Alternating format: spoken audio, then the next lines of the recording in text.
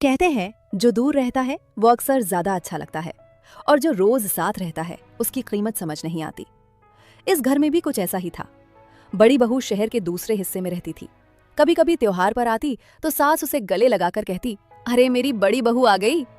उसके लिए खास लड्डू बनते, नमकीन बनती, अचार डब्बों में भर भर कर दिए जाते। ले बेटी, ये अपने साथ ले जाना। और जब वो जाती, सास दरवाजे तक छोड़ने जाती। उधर छोटी बहू उसी घर में रहती थी। सुबह से रात तक सास के साथ रसोई, सफाई, दवाइयां सब संभालती।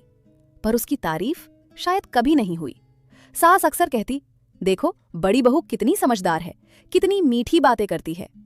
छोटी बहू बस मुस्कुरा देती, क्योंकि उसे सास में अपनी माँ दिखती थी। फिर एक दिन सास की तबीयत अचानक खराब हो गई। तेज बुखार, कमजोरी, चलना भी मुश्किल हो गया। रात को बिस्तर पर लेटी लेटी सोचने लगी, बड़ी बहू को तो बताया ही नहीं, उसे मेरी कितनी चिंता होगी। उन्होंने तुरंत फोन मिलाया।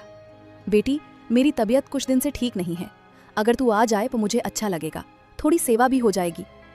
उधर से जवाब आया, माँ जी अभी बच्चों की पढ़ाई चल रही है और यहाँ भी बहुत काम है, आपके पास छोटी है ही ना, वो कर देगी आपकी सेवा। फोन कट गया।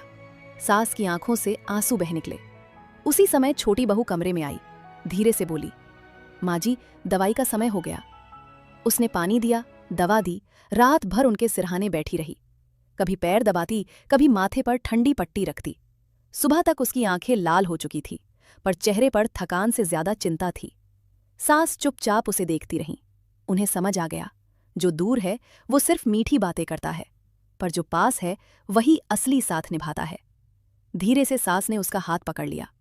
बेटी, मुझे माफ कर दे, मैंने हमेशा दूर वाली की तारीफ की और जो रोज मेरे साथ रही उसकी कभी कदर नहीं की। छोटी बहू की आंखें भर आईं। माँ जी आप ऐसी बातें क्यों करती हैं, आप ठीक रहो, बस वही मेरे लिए काफी है। सास ने उसे गले लगा लिया। उस दिन पहली बार छोटी बहू को उसका हक मिला, इज्जत मिली और माँ का असली प्यार मिला। क्योंकि रिश्ता दूरी से नहीं, दिल से निभाया जाता है। जो पास है वही खास है।